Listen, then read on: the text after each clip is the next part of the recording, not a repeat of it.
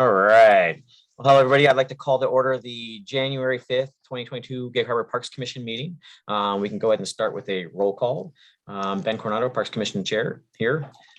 Mary Barber, Vice Chair. Here. And Louise Tiemann.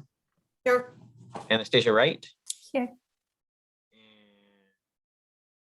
from the city, we have Public Works Director Jeff Langhelm. Here. And Public Works Assistant Terry Garrison. Here. And new Parks Manager Matthew Keogh. And Present. From Conservation Techniques, Stephen Du. Apologize. And then we have a couple of future Parks Commissioners in attendance as well, Georgina Armstrong and Stephanie Lyle. And then we'll recognize Will once he's able to join us, if that's a possibility. Hoping so. Okay, so start off with an introduction of Matthew Keogh. Matt was able to join us. The city was able to hire him through a very spirited interview process. There was quite the, a bunch of applicants, a bunch of qualified applicants, and Matthew shined through multiple parts of the process. And we're very happy to have him. It's a position we've been looking to fill for quite some time, and he brings experience that he's previously held with the city and through other municipalities. And I'd like to hand it off to Matt and give yourself an opportunity to boast about yourself if you would. And thank you. How kind. And to the commission, thank you for having me too and joining you in the mission at work at hand. I am thrilled to be in this position, and I'm really looking forward to working with you on this. I'm going to keep it very brief. We have our consultant with us, so I have told Ben my strategy is to maximize his time, but I'm really looking forward to hearing your expertise and sharing together. I would like to make a goal of meeting each of you individually if you're interested, and do so maybe even before your next regular meeting. So that's ambitious. But my door is open, and I really hope I prove to be a good resource to you. I'm really glad to join you. Glad to be back with Jeff too. I worked with Jeff back in 2006 as an associate planner. And he was kind enough to start sending me, along with others, but sending me public works projects to do permit facilitation. And so I was doing that, and that's when I took a really stronger interest in parks planning. And I only left Gig Harbor because Kitsap County was hiring a full-time parks planning manager. I'm really pleased to be back with Gig Harbor. It is a very important community to me, and it really feels like part of my extended home. I'm from the West Sound, but I currently live in University Place and raising my family there, but so glad to be invested back in Gig Harbor and for the long term. Great. So happy to have you. So happy to have you. Indeed. I do just want to double back to the roll call. I apologize. I missed our commission liaison, Lynn Stevenson. Sorry about that, Lynn. I had a small window to jump in there and remind you, but I was like, no problem. Sorry about that. I missed you. Thanks, Matt. Okay, so we're going to jump in right into the approval of minutes from the December 1st, 2021 meeting. If there's a recommendation to go ahead and approve that. I'll move to approve. I'll second. Oh, Louise got it. All in favor? Aye. Aye. Any opposed? None? Okay. So the December 1st, 2021 Parks Commission minutes are approved. So jumping into the old business agenda item of the pros plan update, Steve is here to update us kind of where we're at in the process, give some more background information to those of us who are new to the process and, who are picking up where some have left off. Specifically the attendees in attendance. So yeah, I'll just go ahead and hand it off to Steve right away. And Steve, you can give us an update to kind of where we're at and where we're going and what's left. Sounds good. Appreciate that, Ben. Thank you. Good evening, everybody. Good to see you all. Again, for the record, Steve Du, Conservation Techniques. And I do have a real simple PowerPoint that I'd like to share just as a kind of crutch to talk through kind of where we are and what the plan might be looking like going forward. I know that a few of you, Ben and Mary specifically, have dived deeply into the heart and meat of some planned content, and I appreciate all the effort and energy that you two have put in, plus Rogers, in getting to where we are today. So again, I appreciate all that effort.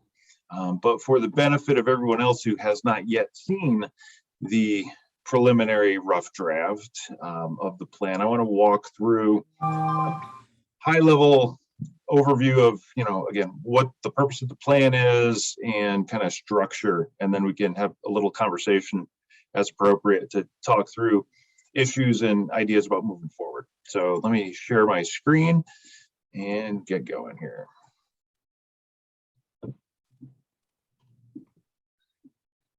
All right. All right.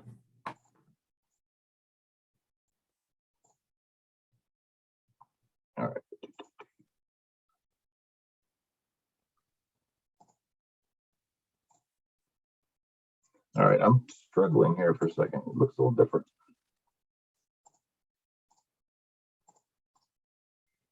Where's the button? Now, let me just do this.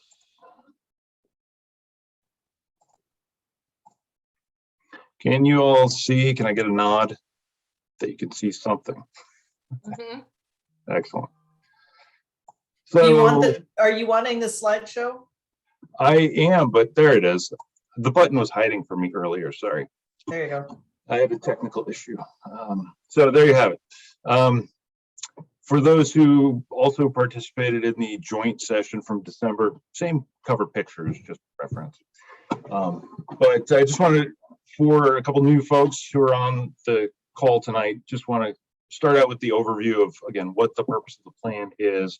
So just as a reminder, it's a 6-year guide and strategic plan for the city for planning for parks, open space, trails, recreation opportunities for Gig Harbor.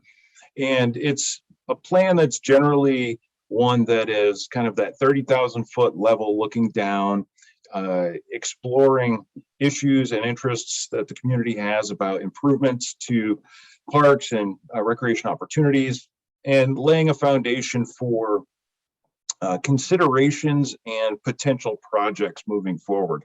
It's typically not a plan that dives so deeply into specific sites that it's used as a tool for actually implementing site improvements, because those typically fall to a site master plan process. For example, Crescent Creek, the idea of re-envisioning what that site is in the future would fall to a specific site process to help discuss, site-specific information.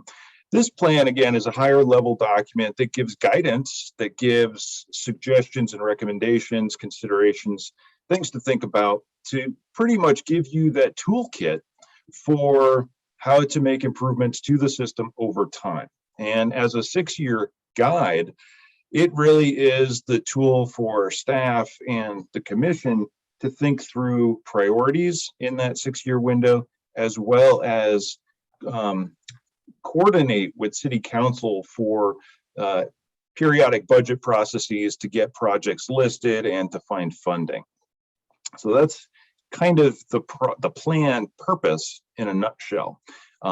Beyond that, it also includes goals and objectives that, again, give that framework for discussing what's important to the community, what are those values, and what are those key objectives to work toward. And within the plan document, there will be a project list that identifies projects by site and sequences them over time and provides high-level cost estimates to, again, use as a tool for future budget processes.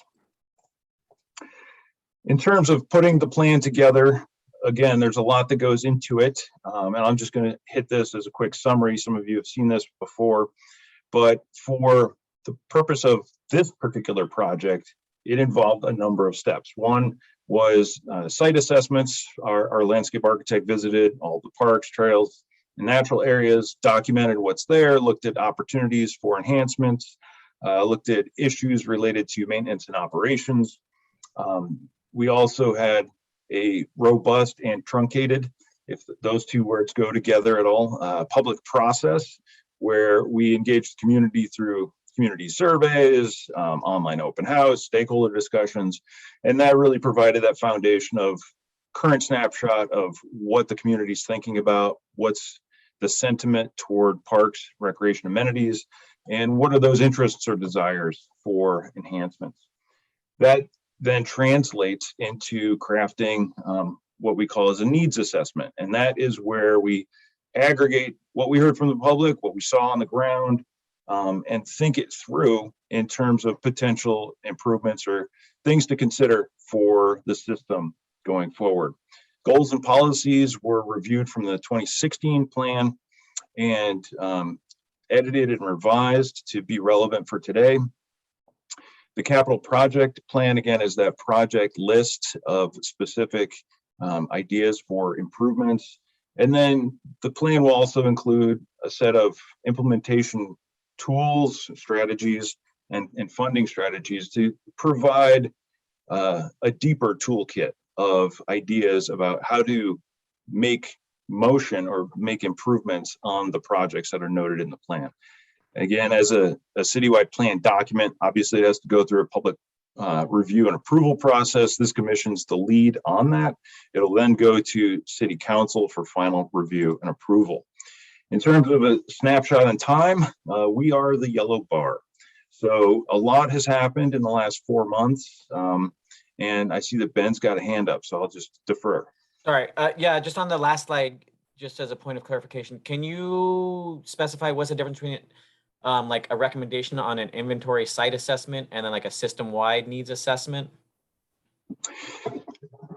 The difference really is level of detail. So the plan will include site inventory sheets, and Ben and Mary, you know this because you've taken a look, and what that will entail is specific information about each property that identifies the amenities that are there, opportunities for enhancements, but it will also in the future include thoughts about desired amenities or improvements that could be a reference for further improvements.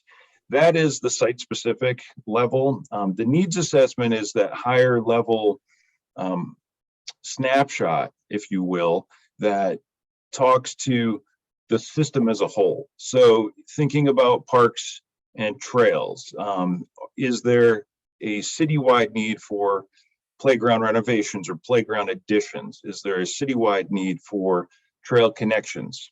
So it's an issue of scale. So it's the high level summary versus the site specific. Does that answer your question? Yeah, absolutely. Okay. So again, regarding where we are in time, we are at that point where we have crafted a preliminary internal working draft, if I can use a lot of words to describe it. And it is still coming together. It's a work in progress, but again, a lot has happened in the last 4 months. You can tell that a lot was put into this compressed schedule to address the issue of, all the site reviews, all the public process, the digestion of what we've heard, and the crafting of the preliminary document. So where we are right now, again, is at a phase where this commission will be provided the working draft in the near future, the full commission will, and we'll use that as a way to have a conversation about additional amendments, improvements, enhancements to the plan document, just to make sure that it's reflective of the commission's interests, but it's also more specifically reflective of the community's interests and desires as noted through the public process. So I'll talk to you a little about the structure of the plan next. So one thing to keep in mind is that the one primary purpose of doing this parks plan is to have the city retain its eligibility for grants. And the state's Recreation and Conservation Office, the RCO, is the lead agency for all things park and recreation, specifically related to grants. So if the city wants to pursue a grant through the state, they have to have an adopted and approved plan. The RCO has a manual that defines what a plan is. And that manual has in it a checklist that every jurisdiction who is submitting a plan for review and approval by RCO needs to complete. And you can see the 6 bullets off to the side as to what is part of that checklist. This then helps inform to some degree how a plan document gets structured, because essentially RCO is going to look at it, they're going to identify page numbers and then say, yes, yes, yes, you've got all these parts, good for you, stamp it, approved, and move on. So part of the process of building the plan is to build it in such a way that it's familiar to RCO and that they can find what they're looking for to give you the stamp of approval in a timely manner. So in terms of the items on the checklist, they'll look familiar because they are things that I've already talked about in terms of what we do in terms of putting a plan together. So goals and objectives, inventory, public process, demand and needs analysis, which again is that high level compilation. Capital improvement programs, just another way to say project list. And then adoption is simply proof of adoption. And in this case, it will be submitting a resolution or ordinance from City Council that's signed and dated and submitted as part of the checklist with the plan. So again, this provides, again, that framework for putting the plan document together. For the preliminary internal working draft, that is the current state, here's a quick snapshot of table of contents, just for frame of reference. So again, you'll see that the flow is very similar to the RCO checklist, starting out with the first couple of chapters of context, really, which introduction, profile, community engagement process, then going into some more detail about goals and needs assessments, et cetera.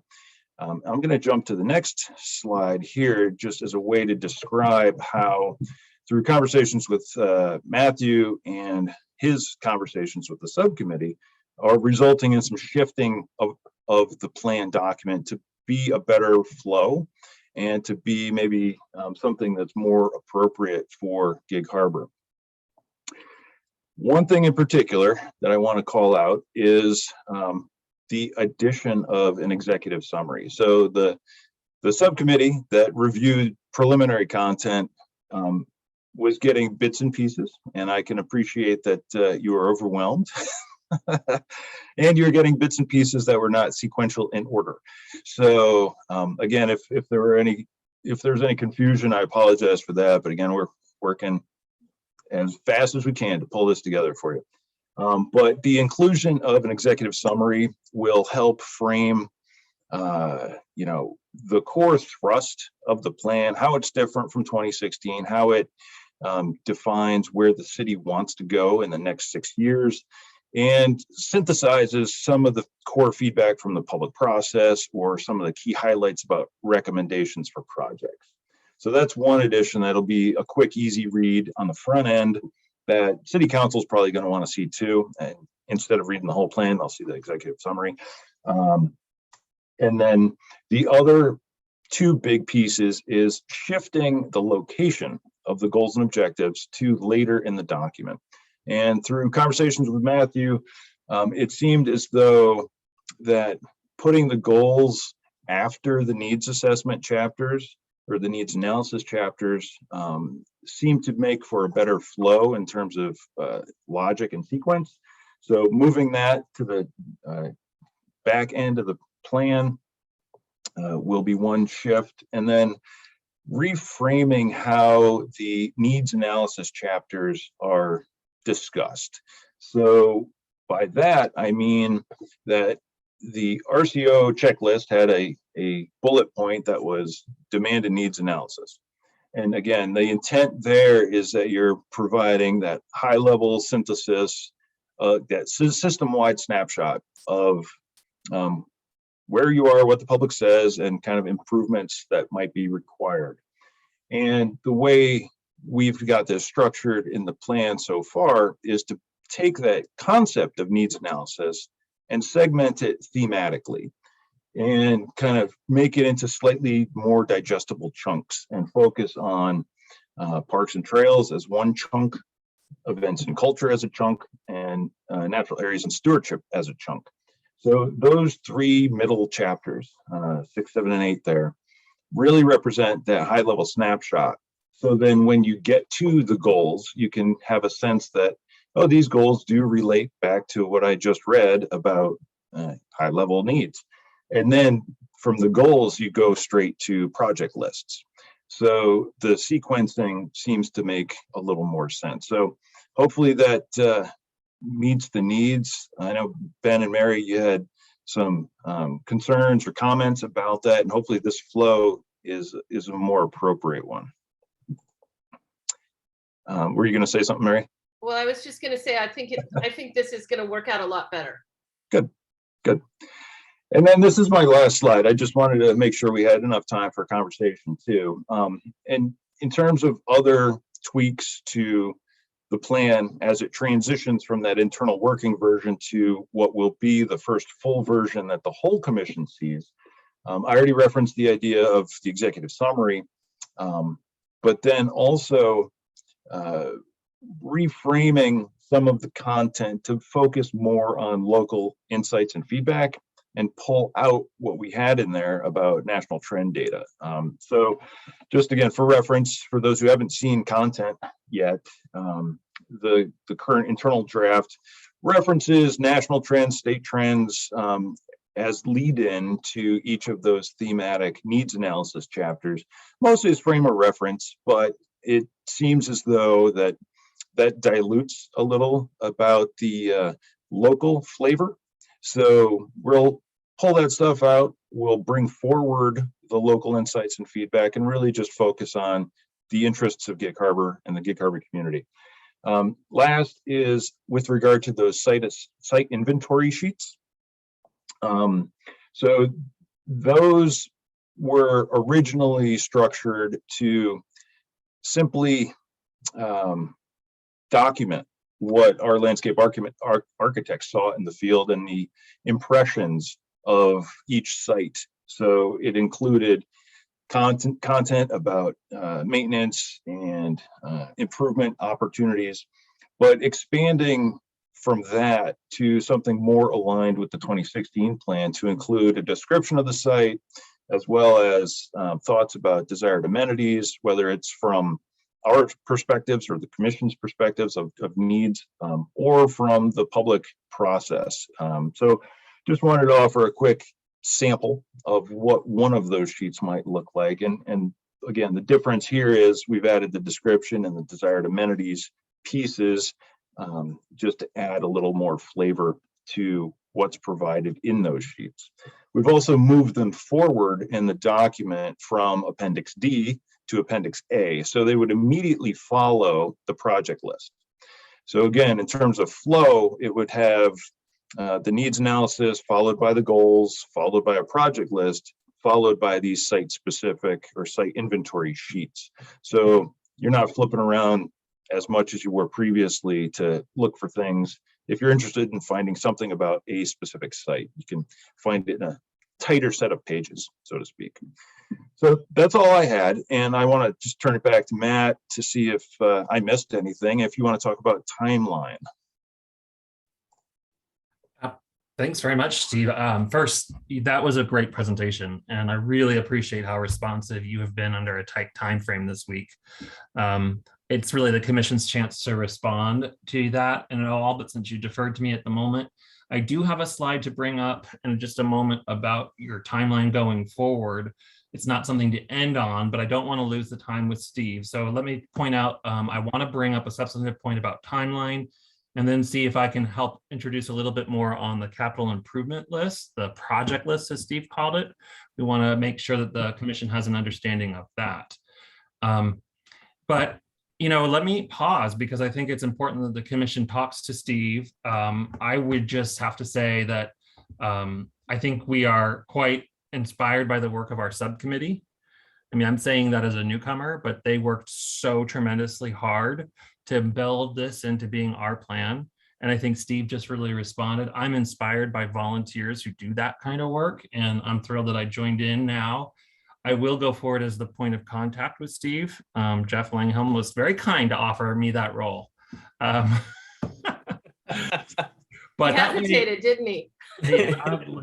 Yeah, he was like really slow, but it's really important though that I get this opportunity, and I really appreciate it, to work with you commissioners and then present a unified voice on behalf of the city to our consultants. So it's just a role I was able to perform a bit this week. It helped me also assert a little bit on the timeline, and I think Steve has appreciated some of the changes we've looked at for the upcoming timeline. I'm happy to show that to you, but I think I'll pause and just see if the commission wants to first raise questions about the presentation. Go for it. Trying to Mary. find my raised hand. I just want to say that I'm really pleased, Steve, with where we are at this right now. And I appreciate your willingness to take our comments from Matt too, and Matt's comments. It's been a really, really interesting process, and I'm really pleased with where we're going. And I think that we're going to have a fabulous plan in the end. And a lot of that is due to your work and your team's work. Thank you. So Yeah, I think this is going to definitely make a better flow to the overall document. So thank you for incorporating some of these changes to it and carrying us out. Because yeah, it was something we mulled over and it was like, so thank you, genuinely thank you. So. And the timeline, you got the other commissioners all know it's been a huge issue all along, and we kind of got like this over the holidays and went, whoa, wait, stop.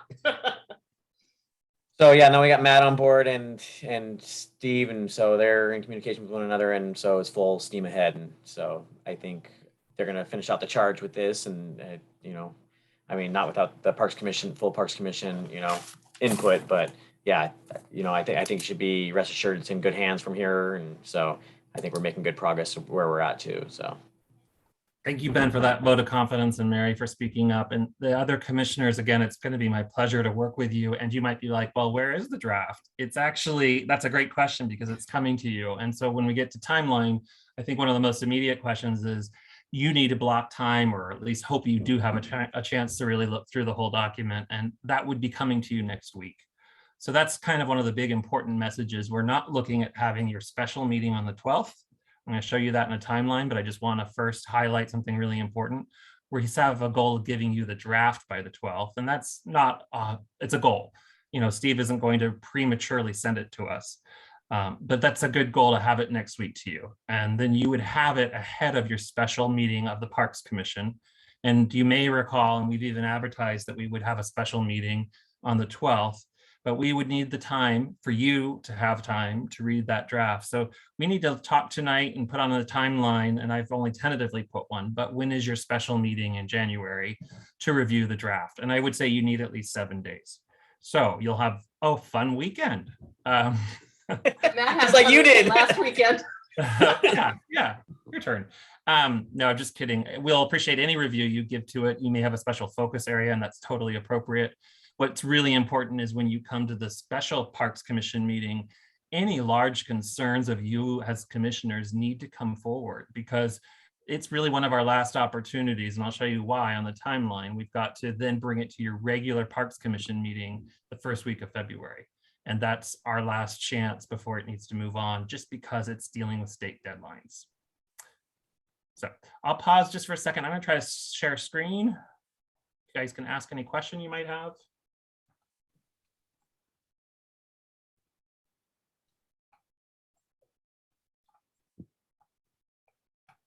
Is a screen up that you've seen before, a PowerPoint slide? It says next steps at the top. Yep. There is. Super.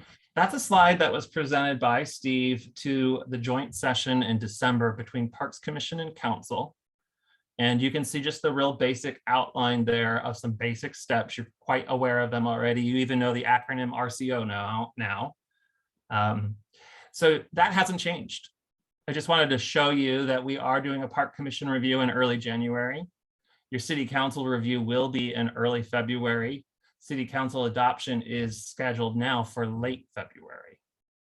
So up there it says early March. Well, that was partially because we had a lot to accomplish. We've amended the timeline and some of our steps of just a little bit to streamline things, but also Steve has been responsive, and we're able to look now towards City Council adoption late February. And so it's still true, sending on to RCO in early March. They do have a scary deadline for some when they say March 1st, but Steve and others have experience to show us that March is when you need to get it there. March 1st is our new goal, and I think we're going to meet it. So you also saw this previously. This would be hard to read on your screen, I'm sure of that, but you might recall we said, here are some steps. It really looks like a scope of work. And I don't want you to focus on this slide so much, but you can see all the things we had to do. Listed included things like after the Parks Commission review, you'd have that joint meeting, we just referenced that. But submitting of SEPA and submitting to Commerce. These things are time consuming, and they actually are very important when you are adopting something by ordinance, something that is binding. And we've taken an approach that we don't necessarily need to do those now. They are important, but this revision to that very sheet starts to show you that we've crossed out a number of items and then put an asterisk to suggest, and this is the point, they are going to happen. There will be a SEPA checklist. There will be public notice for people to comment, including public agencies. The Department of Commerce will see our PROS plan. It will see our direction that we're setting for our 6 years and so forth. There will be a chance for people to review in public hearing as well. But this will all occur by a strategic change to put it with our city comprehensive plan update. I'd be happy to get into that more with you. I would argue and always advocate that your PROS plan needs to be strongly tied to your comprehensive plan. Some jurisdictions go ahead and adopt them outright in the comprehensive plan. Other ones pick and choose parts of the PROS plan, consistent parts, nothing like, oh, I'm going to amend it. But they take parts of it and other parts they don't put in the comprehensive plan. If you're not real familiar, the comprehensive plan is more of a binding document by ordinance, public hearing. It commits public strategies and funding. It has reasons why you want to be in alignment with it for 20-year visions, but sometimes you might like your 6-year PROS plan kind of thing, your 6-year project list to be more flexible and not ordinance-based. We can get into that at another time. But the strategy for the current PROS plan to be a compliant PROS plan and to get it done and to not have to go to council with a double reading and potentially a missing public hearing, that's more than you needed to hear. I'll just tell you that the streamlined proposal is in front of you such that if you start at the top of it, your Parks Commission review is shown as the January 5th. Can you all see the January 5th on the right column, 1/5/2022? So that's today. And the very next thing would be your receipt of the draft. We're proposing that our goal is, again, the 12th. That would be next Wednesday. Your Parks Special Commission meeting, you need at least 7 days. And I'm going to ask Ben and Mary and others to poll you, but we are looking for a good meeting time for your special meeting. So it could be on a traditional Wednesday on the 19th. Recommendation to council is your actual, that occurs at your normal meeting, and we've scheduled that for as you normally would have it on the 2nd of February. And that would be recommendation of the draft to council. So you've had a special meeting to bring up your concerns that you've done because you had a chance to review the document a week earlier.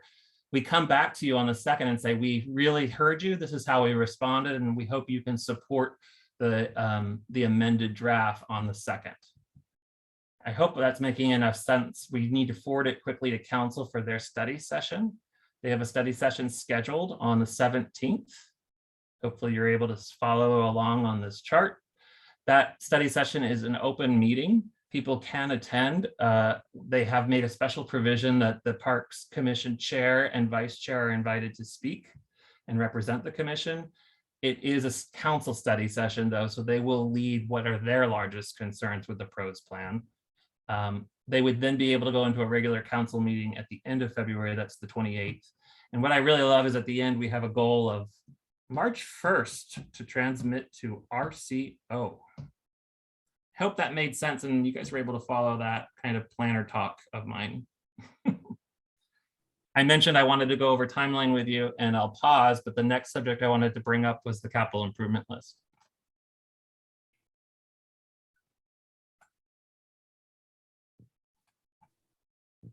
And I just do want to recognize, it looks like Will Appleton is joining us as well. Oh, super. Apologize for being late. No worries, Will. Happy to have you. Thanks for joining. So we're just going over the timeline for the pros plan update, and here's Matt. He's our new parks manager. So yeah, thanks for joining us, Will. Here's kind of where we're at with the new timeline for the pros plan. So we're thinking we're gonna have a new a special meeting here in the next coming weeks once we get a chance to review the pros plan, and then at our next monthly meeting is where we'll make our recommendation to council. And then we'll have a study session in the middle of next month with council. Right, in February. Yeah. I think, Ben, you got it. We're hoping Will's caught up with us. Will, good to have you join us. And I was introducing, after a presentation that Steve gave us, I was introducing the need to maybe refer to and talk a little bit about the capital improvement plan, the project list as it's spoken of. I don't have a slide to that effect. In fact, Matt, can I ask a question first about the, yes, and I've just drawn a blank on the name of it, but the 2016 plan was adopted by ordinance. This one will not be. Could you talk about how that impacts the binding and maybe Jeff also, the binding versus non-binding nature of the parks plan, and what it means to us as park advocates?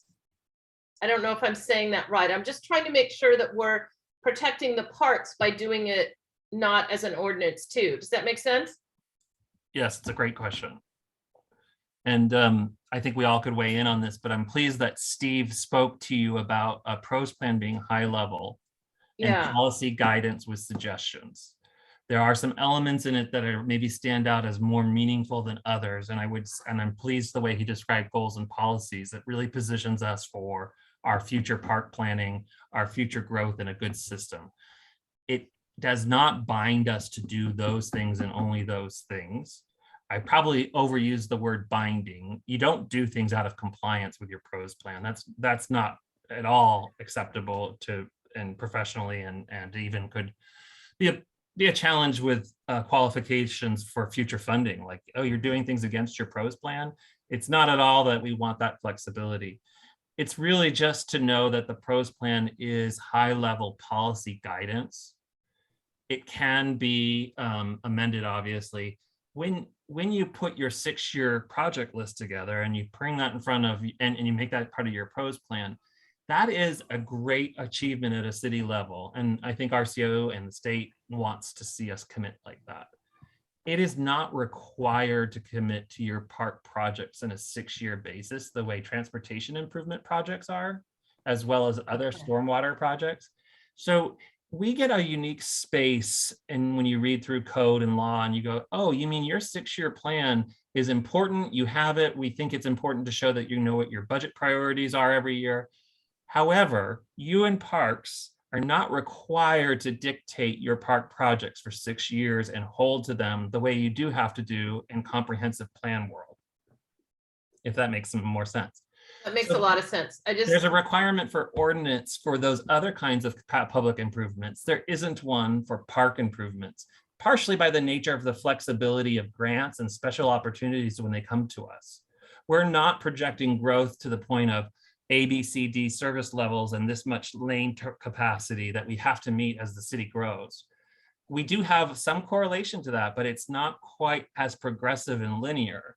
And it's understood then that our 6-year plan is not something that you have to have by ordinance. Some cities do that. And you could say that more protects our 6-year plan. But you have to then ask yourself, well, do we really want to be that locked into a plan that has no flexibility then over 6 years unless we do an annual comprehensive plan amendment? And I would tell you that I would caution against that. The city and the city council can decide we want our 6-year capital improvement plan to bake it into the comp plan. I won't recommend it, but you can do that, Mary, and that would better protect it by ordinance, but it would hamstring us too.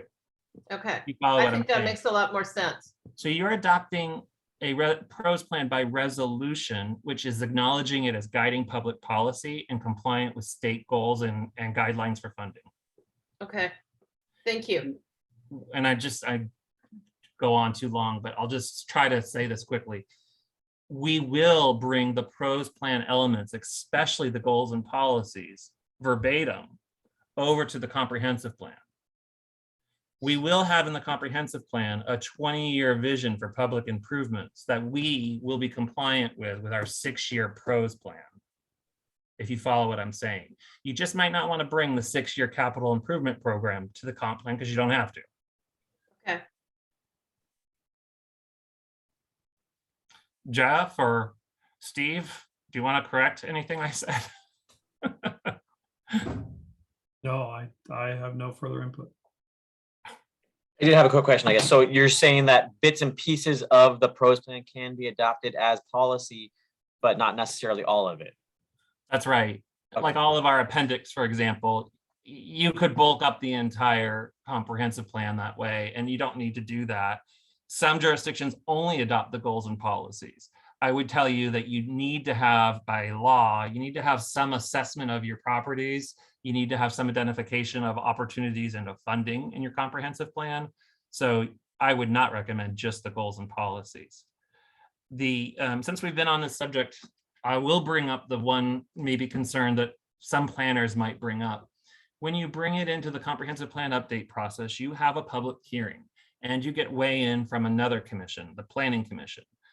I don't ever mean to suggest like they're not on the same team, but you have to realize people have different perspectives. And in a public hearing, some things can come up to suggest, wait a minute, before we go to the comprehensive plan, we really think there's a priority of concern. Our pros plan is not saying this is the absolute priority, that we really have this fear that somebody's going to reorder anything. But I just will bring that up. You are talking about a future public process, but I think as parks commissioners and city residents and so forth, we should be welcoming more public input, more public hearing, and a broader understanding of how parks relates to all the other improvements. That's what you do in a comprehensive plan update anyway. So we should be open to that kind of like, oh, did you consider this? And having a planning commissioner say they're concerned about parking ratios or something along those lines. Good consideration. It doesn't change the pros plan, but there could be a little reference in the record about the comp plan that this came up and it was something directed to staff to work on.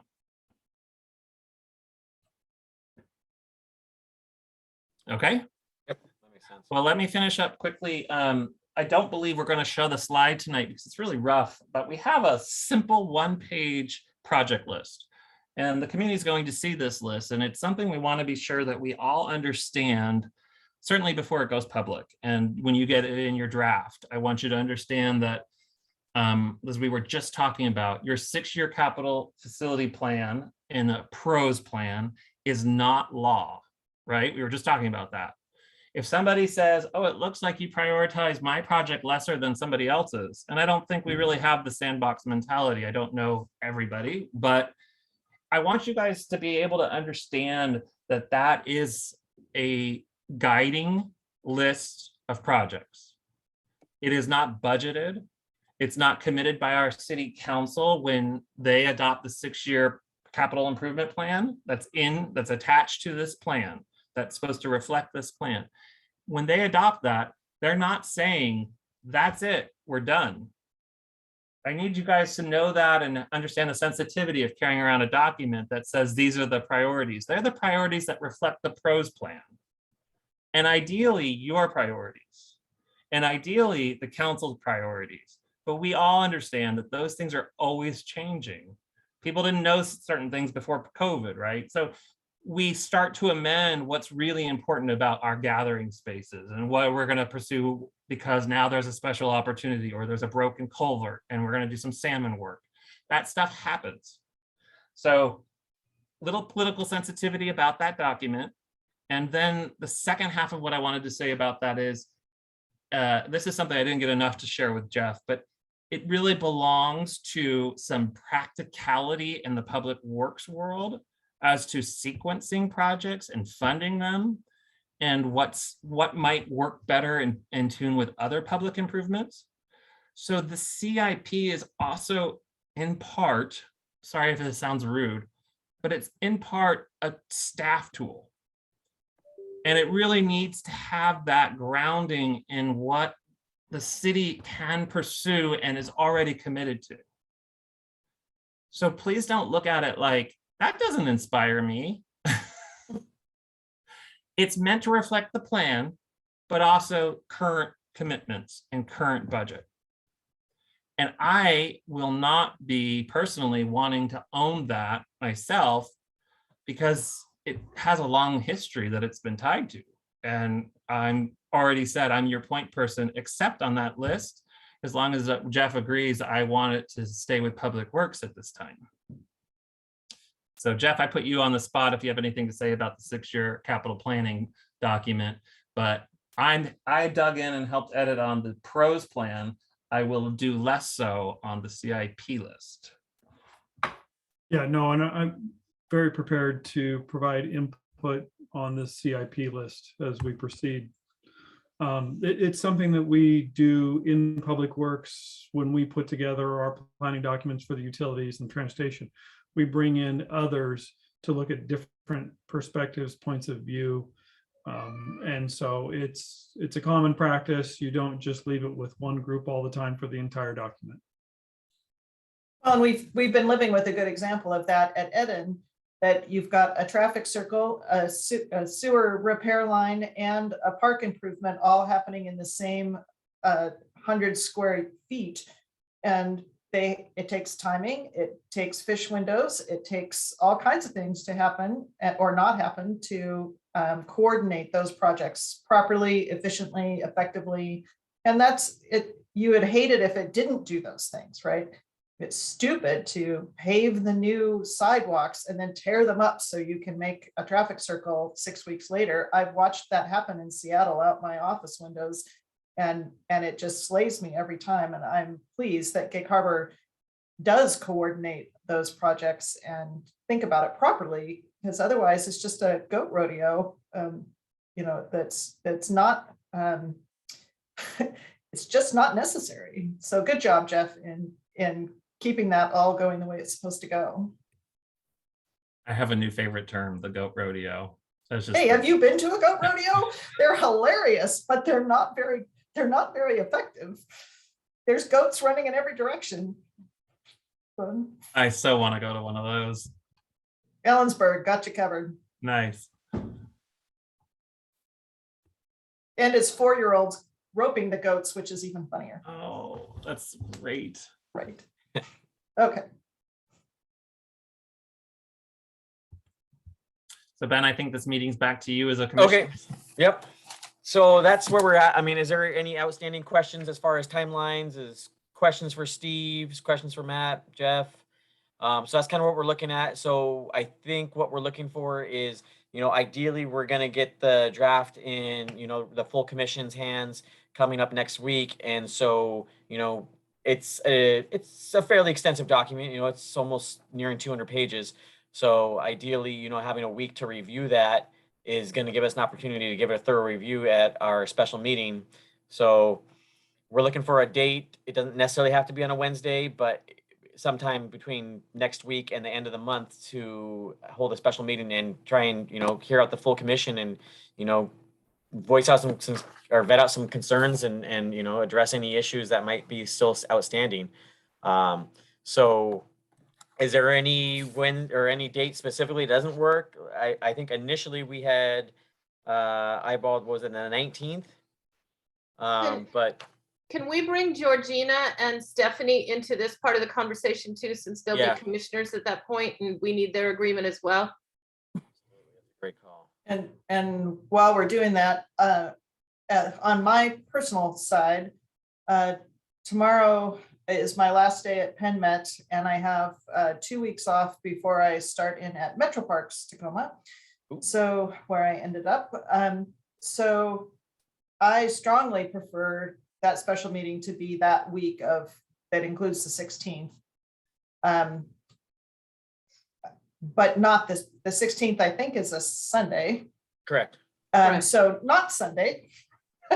But that week would be best for me because I start the new gig on the 24th and have no idea what that's going to look like that week. Okay. I think we also have to remember that our meeting has to be early enough, late enough for everybody to review, but early enough that if we have comments for Steve, which I'm sure we will, that he has time to incorporate them before the meeting on the 2nd. So Right. that's why the week of the 17th, which I think is a holiday, would be ideal. I know it's already a short week and Yeah, so, I will be traveling that week before, but, and coming back into town on the 16th. So, airplanes willing, right, and pandemic willing. Yeah. But I'm good any day that week after the 16th. okay. And I think kind of what it's gonna require too is, you know, you having time maybe that weekend after we get that in our hands to spend some time with it too. So, you know, making sure you have some availability that weekend prior to that meeting we schedule. If that be like the 19th or the following week at some point. But yeah, so Luis, you mentioned your availability. Will, Georgina, Stephanie, do you have any outstanding dates that are full already or more ideal than others? Man, this is Stephanie. I am just not available on the 17th. Okay,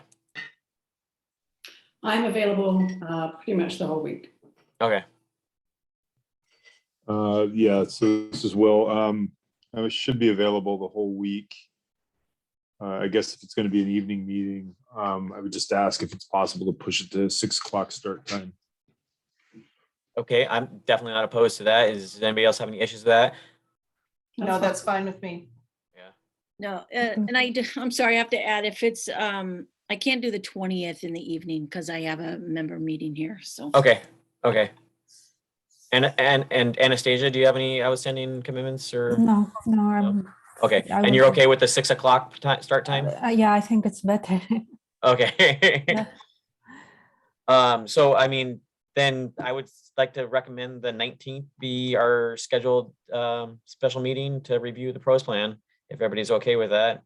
It's starting at 6 o'clock. Seeing Can I head have- nods. Can I have Okay. one other, yeah, that's fine. One Okay. other special request possibly. Steve, is there any chance I could get that draft a little early because I'm leaving town? Yeah. It would help me, and I know that it's not going to be where you want it, where you want it to be where it is on the 12th, but I will have trouble accessing it on the 12th. I So would- what do you think, guys? I would really encourage you guys to try to give Steve as much time as you can give him.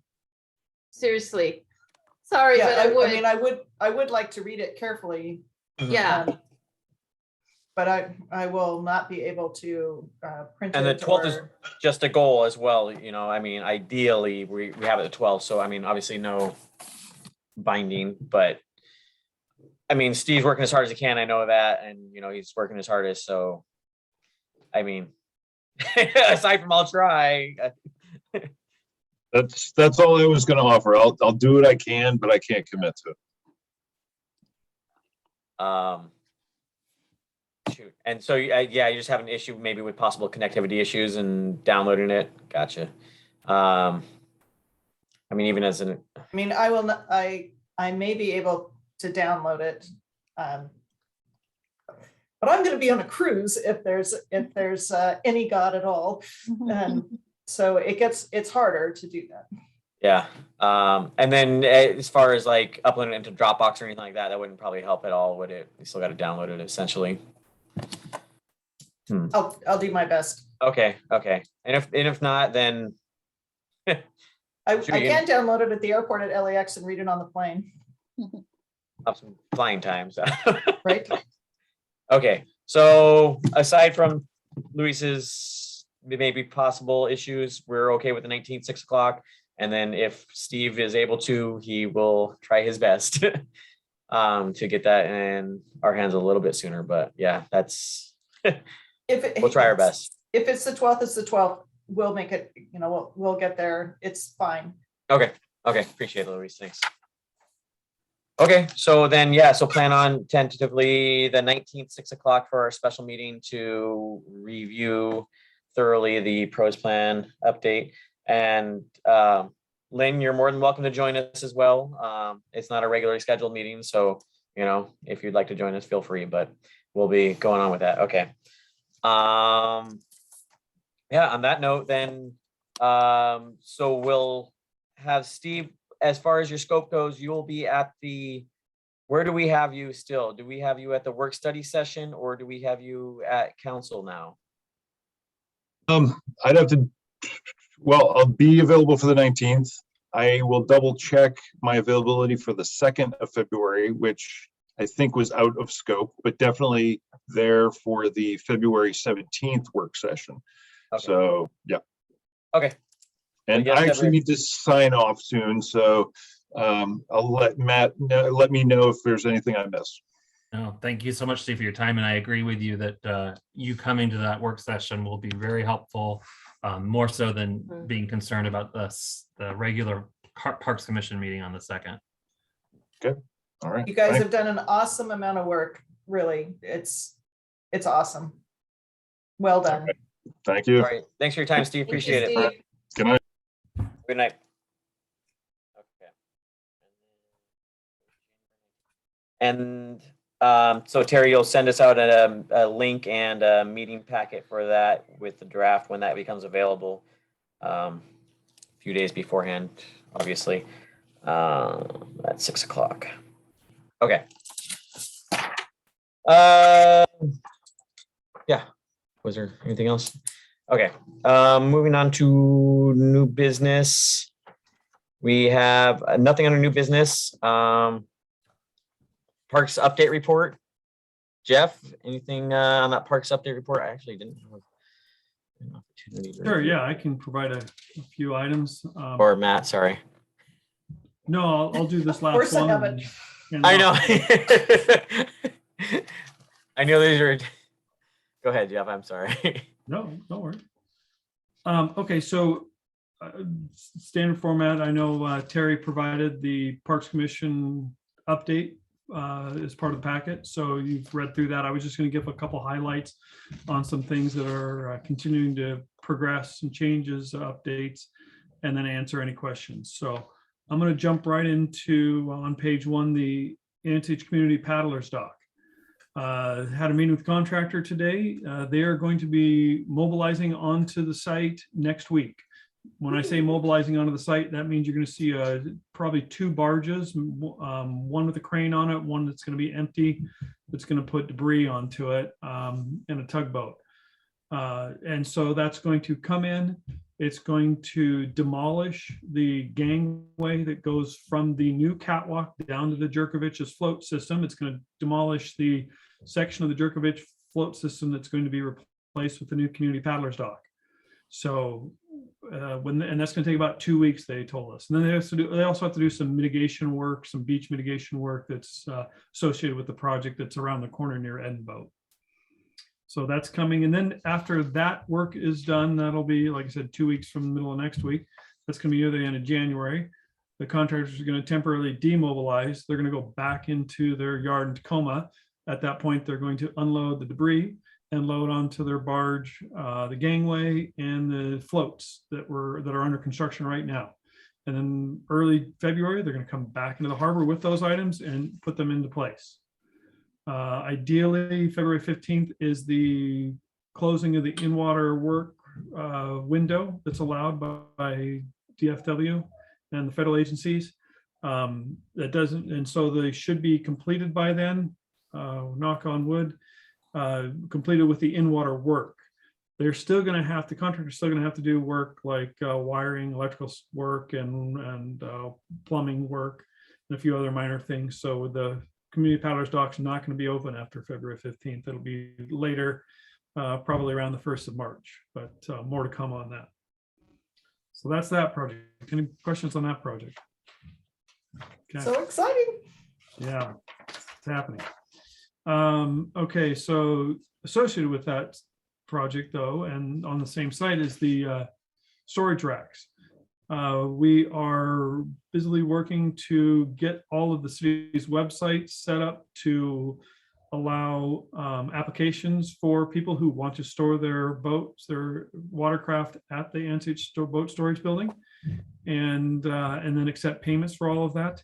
And we're getting ready to go out to bid for those racks so that they can be manufactured and submitted and sent over to us. Due to all the timing it's going to take to get all this in place, we had hoped to have the storage racks and the process already underway, but we're going to hold off until near the early part of February before we do our public notice and public campaign to let people know that we're now accepting applications. We're probably going to have those racks in place ideally by April 1st or so, and then go from there. So that's coming right on the heels of the community paddler stock. And remind me, are we using the same contractor as the Good Canoe and Kayak Clubs for the racking system? Well, because of the value, we have to go out to bid. So it's going to be a public bid. That manufacturer is going to be very aware of it. It's not a public works contract per se. It's a purchase authorization. This was what we term it. So we're going to purchase some material and equipment. It's going to be shipped to the city and we're going to install it. That's the way that works. So And as far as like, okay, so we're going to have how is the application process going to go as far as getting the space? Is it going to be like a 1 month we're accepting applications and then or I mean, has that been? Yes, we're gonna, I think it's a month. I have to go back and look at the guiding documents, but I think we're gonna essentially, just for conversation purposes, we'll start notifying people February 1st, say that you can submit applications for, I forget if it's 2 weeks or 4 weeks, submit applications. Then the city's gonna, if there's more applications than space available, we're gonna do a lottery. We're gonna pick people from lottery, notify them, and people that are successful will make their payments, sign their forms, and then get ready to start storing their boats. And the people who are not successful in the lottery, are they expected to reapply or are they continued into the next lottery system? Well, it depends, of course, as we've discussed with Parks Commission last year, depends on how many, what size of boat, how many number of specific size boats come into play. Paddleboards will stand-up paddleboards will take up less room than a double kayak, of course. So if at the end we do all of our setting up of the racks and we have a little more room, we're going to keep a list of people who are in the lottery system and go down that list. So that's the concept right now. This is the first time going through it. We're going to see how well that works. If it's very labor intensive, we might not do that again, but at least we're going to try it for this time. Okay. Yeah. All right. Anything on the storage racks? Okay. Next one, same site, Ansage Park. As you probably saw and as noted in the Parks update, we did open bids for the demolition of the Jerkovich Pier. Council rejected the MOU from DFW that would have provided all the necessary, provided some level of guarantee for having the pier used as future mitigation for the commercial fishing home port floats. So since the MOU was rejected, we did not award a contract to have the pier demoed. What that means is the council meeting on the 10th, we're going to be rejecting all bids from that public bid opening. And then we are going to hopefully by the January 24th meeting, have before council a professional services contract for an engineering firm to come in and complete the design and permitting of the commercial fishing home port, which will use the Jerkovich Pier as mitigation. So we're going to wrap it all into one project. All right, one last quick update? I got two more. Austin Honoring Project. That project has 3 things going on right now where we've submitted all the necessary documents to the Department of Archaeology and Historic Preservation to get approval for the construction that we want to do. They have a 60-day time frame to review. We expect to get comments back and hopeful approval from DAP by mid-February. In the meantime, we have ordered the plaque that identifies, references the story of the artwork and acknowledgements for the artwork. And then also we're getting ready to go out to bid for construction of the foundation for the artwork. We're not going to open those bids and award them for construction until we hear back from DAP. If DAP has to change something on our design, then we don't want to award a contract that's going to be changed right away. So, but we're going to queue all that up and be ready to go very soon. And then lastly, New Harbor Sports Complex Phase 1B. That project, as you know, is funded for design and permitting in the 2022 budget. We have out already a request for qualifications for an engineering firm or landscape architect firm to do the design and permitting in 2022, so we can be under construction in 2023. So we hope to have consultants selected and awarded in February so that they can get underway before middle of March. So moving right along. Any questions? Yes. Could you or Matt or both of you give us an update on the properties along Burnham that we were looking at and discussing at our last meeting? And I say properties because it's hard to remember which is where and which is doing what. Yeah, I'll just quickly give a update on that. You're probably referring, Mary, to the 24 acre, 22, over 23 acre series of properties that we've been talking about. Yeah, So the city's still in a purchase and sale agreement. We're still negotiating and still Okay. trying to go through our contingency periods and iron out some details. good. Okay, So there is still progress going forward on that? Yeah, it's not, the deal hasn't been formally stopped, but we have not formally closed on the deal either. Gotcha.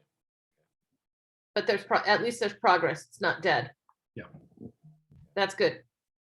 That's what I Yeah. wanted to know. I did have a couple of questions too.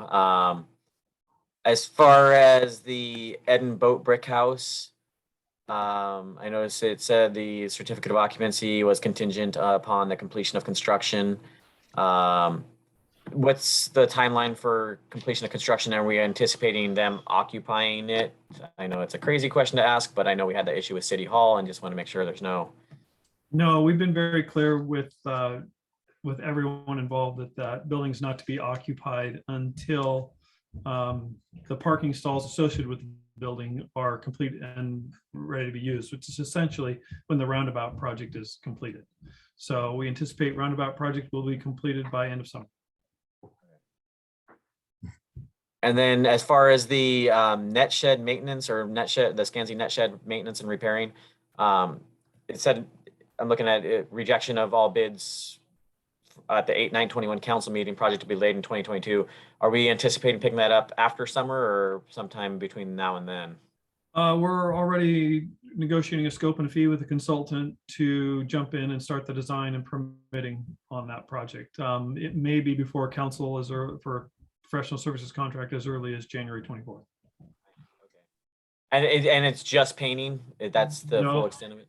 It's repairing siding. I think it's some minor structural repairs. There was a structural assessment completed, and there was, of course, a spectrum of how much structural repairs do you want to do. And so do you want to make it a brand new building, or do you want to just make sure it's going to stand up for the next few years or for the next, century?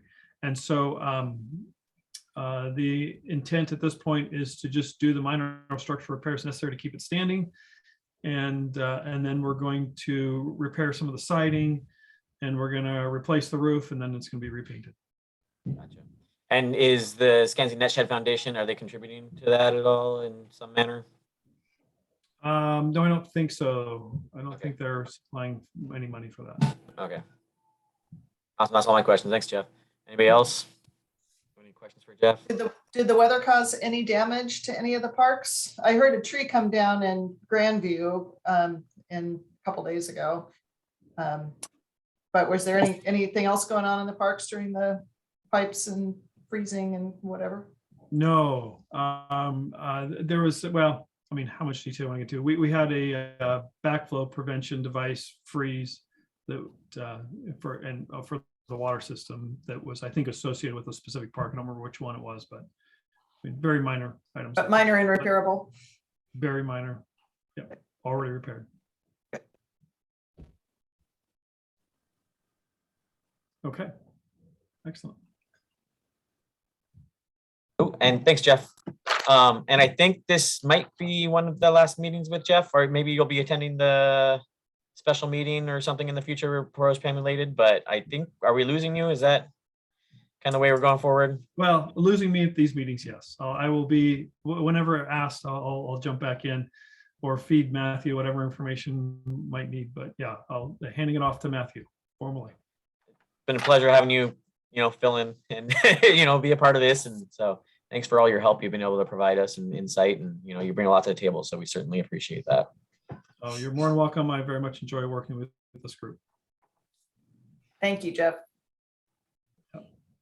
Okay, Committee reports. Moving along. Anastasia, anything from the Arts Commission you'd like to report back, or?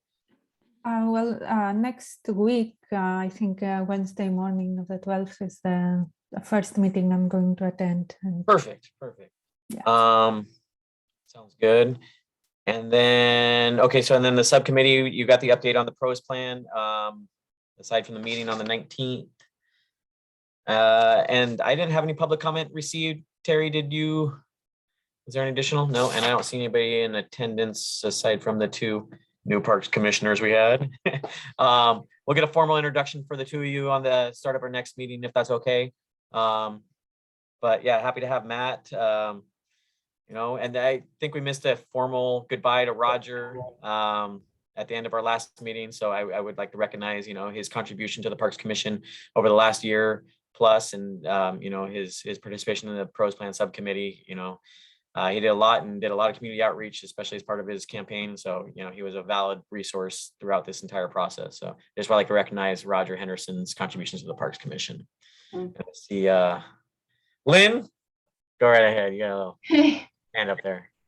Yeah, I'm not sure how in depth I'm supposed to get on my, reports from the Arts Commission, and we haven't had any Arts Commission meetings since I was here for your last Parks Commission meeting. But I thought there might be a couple of things just worth mentioning. We had our third installment of the Harbor Arbor art. If you guys haven't seen that, it's very close to the first site, which is up near the public restroom in Granby Forest, by a world-renowned master carver, Jeff Samadowski. So if you guys haven't seen, it's done, and it's so cute. Has anybody not seen that?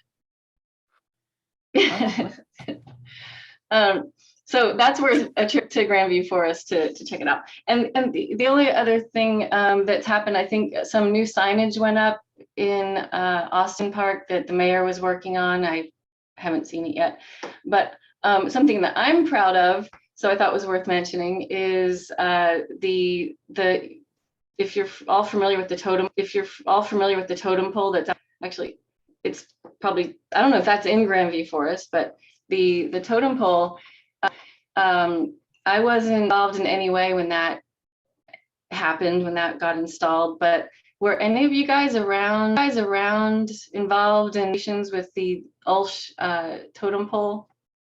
Yeah, Jeff.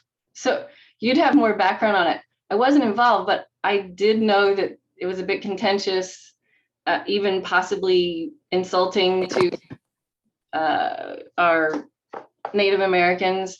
And so I proposed to the Arts Commission that signage for that, it used to say the Ulsh totem pole. So now it reads the Ulsh photem pole, so that it's clearly not representational of Native American art. And so that signage has just recently gone up too. So I'm very happy about that. Like faux? It says faux, FAUXTEM, photem pole. All right. So That's great. Even if you don't read the story about it, hopefully it communicates that this is not authentic to our Native people. So I'm really happy about making even small changes like that hopefully have an impact on our relationship with the tribe, but also on communicating residents, what's authentic. And I think for me, that's a legitimate work of art for sure, but it is not representing what you think it might. So. I'll just add to that a little bit, Lynn, that when all of that was revealed in, goodness, Terry, when was that? 7-8 years ago, that was a photon pole, and that has caused the momentum to put the honoring art down at Austin Estuary. That's what spurred the honoring art at Austin Estuary on. Really? The totem pole initially was the question was, why don't we put it down near the Austin Estuary out of honoring the Puyallup tribe? And then somebody contacted the Puyallup tribe and talked to the Ulsh family and found out the whole history. And then immediately that was stopped. The totem pole was still received as a gift from the city. and then it was just placed quietly in the background on Grandview Forest Park. Interesting. That's what started the Austin Honoring Art Project was, well, we need to honor the Puyallup tribe in some way, shape, or form with an authentic piece of artwork. And that's what came about. Yeah, I think in a different turn of events, it could have just been disastrous because I think the tribe was even quite insulted by its existence and even the implied connection. So I'm happy that we could rectify that while still leaving it there as a work of art in itself. Cool. Nice little background on that and getting that. Yeah. Just for a point of reference, we do have all the documentation and the storyline of that poll in the reference collection here at the museum. Thanks. Thanks, Stephanie. Yeah. All right, and thank you, Lynn. Appreciate that. Anything else that you had that you'd like to share? No. Okay. Anything else for the good of the order? No.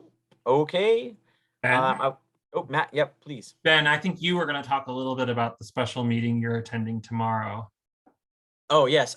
So tomorrow the YMCA is hosting a meeting regarding the sports complex, phase 1B or phase 1A.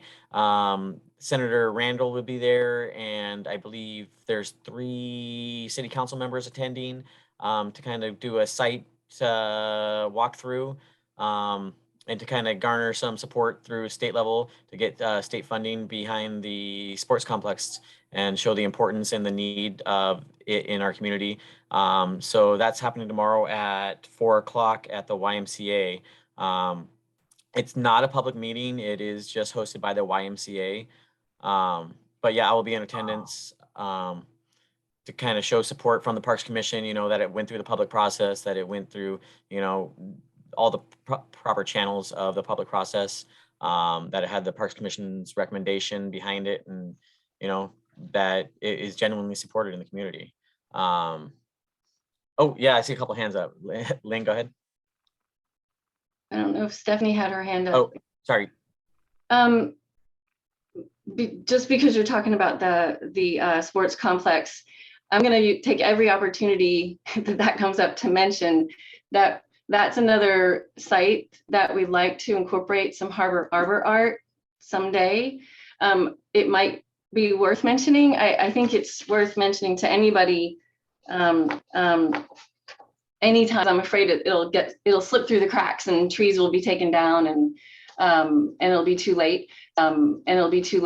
So I don't know if it makes any sense to mention it tomorrow that we'll be expanding the Harbor Arbor Art projects there. And we can hopefully have a vision for that while planning for, you know, where trees will be taken out and where they can be left as snags for the purpose of the Arts Commission project as well. Do you have an idea of how many is it? Are you doing what, like one art installation a year? Is that the idea behind that? Or is it, I mean, given the opportunity, you could do, you know, multiple per year? Yeah. I know you guys work within a budget, and so Yeah, that's the big definers. We have $5,500 in the budget. That gets us maybe one a year. Okay. Maybe one a year. It's Okay. so and we were super lucky because I think this latest one probably would have cost more than that if we were, you know, commissioning it from artists. But yeah, that right now that's dictated by our budget. If there's an opportunity right up at near the Y, we may, as the Arts Commission, we may have to revisit the budget for that, because we should definitely take advantage of having more than one site up there. It Right. might mean that there's several snags kind of selected. Like one in a year. waiting or in queue or something for future. You could do one a year and they could be specifically selected, or we could, we could be creative and have an event around, they have events, carvers have events all over the world where they compete. So there are opportunities like that we can talk about, but there's nothing, we haven't planned anything like that yet. So we're open to any ideas. Okay. So there's Yeah, no I'll certainly specific take that into number. I have no number in mind for how many. It would depend on what makes sense up there. Also, I will say, we're not interested in, this is a tough one. We're not interested in cutting down trees that are healthy just for the sake of art. But you're going to be up there, clearing that land. There will be trees, I suppose, that are threatening, if they're not taken out, but maybe they could be down to a height of 8 to 10 feet kind of thing. Do you know what I mean? Absolutely. So, yeah. Okay. Yeah, yeah. I'll take that. Okay. Will, yeah, go ahead. Sorry. Yeah, no worries. Thanks. Just a quick question on those sites. Is there, and I don't know if this would be for Jeff or Matthew, but any opportunities for native plant harvesting for residents ahead of the full-on site clearing? And I guess I don't know if that would be phase 1A and 1B both. It could be phase 1B is in full control of the city and will likely be happening first. But yeah, no, we've completed some native harvesting when we did Harbor Hill Drive extension, and definitely could be considered doing that again. I would encourage that if that's possible. Yeah, good suggestion.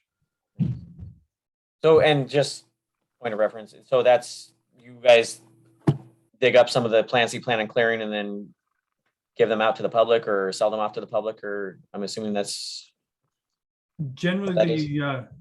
Generally that type of work is where you just advertise for a weekend or something, and specific times the public can come onto a site that's cordoned off or marked clearly, and the public can come in and bring their shovels and dig up the plants themselves. Take them on. Oh, I like that idea. Yeah, so that's happening tomorrow at 4 o'clock. As far as I know, it's only an hour long site walkthrough, and then yeah, I don't have a ton more information than that. But I'll be in attendance, and hopefully I'll be able to report back to you with what I find out from there, and hopefully positive things. But yeah. Anything else?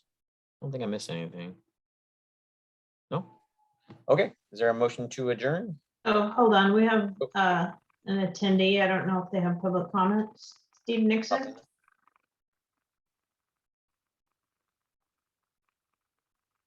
Hi, Steve. Steve, if I'm not mistaken, is from Met. You want to unmute yourself, give you a couple minutes to talk if you have anything you want to talk about.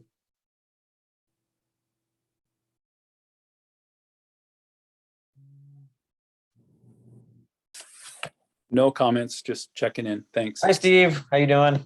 Good, thank you. Good, Good to see you, good. Ben. You too. I guess, would this be inappropriate to ask them how the new complex is going? Well, I'd certainly be happy to comment on that. At a recent board meeting, we approved the budget and the concept for the community rec center. And so we're moving forward with that, getting more closer to detailed design and ready to go out for bid. So that's good. Change the delivery method of the project from a GCCM or general contractor construction manager concept to design bid build. So we're hoping that's a favorable. The environment is favorable for that competitive process. So we're looking forward to that. We should have some updates coming out soon. Another opportunity for public comment on that. So we'll certainly reach out when that opportunity arises. But we're plugging away. We're plugging away. Great to hear. It's an interesting environment to work through and come up with opportunities to keep the project within budget. So staff has worked hard to make that happen, and we're moving forward. Great to hear. And you guys did was it not an assessment of the recreational pool, of the community pool? Did you get results back on that? No, we haven't completed that yet. So for the 2022 budget year, we are going to, we've approved in the budget feasibility study for the Peninsula Garden site for potential for an aquatics facility, along with some senior programs as well. So we've got a couple of RFPs coming out in the near future for a couple of different kind of public mostly recreation studies. So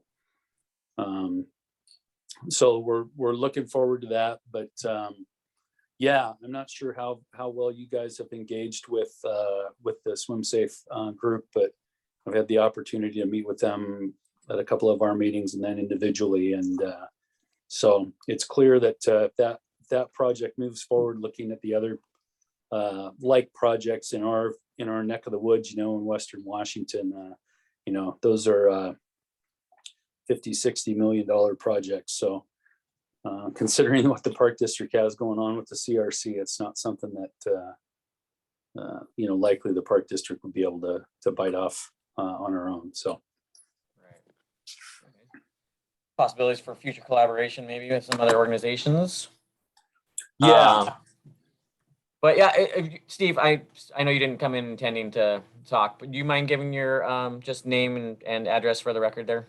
Yeah, sure. Steve Nixon, Penn Met Parks Commissioner, just reelected and sworn in last night. So, and I live at 5402 37th Street Northwest in Gig Harbor.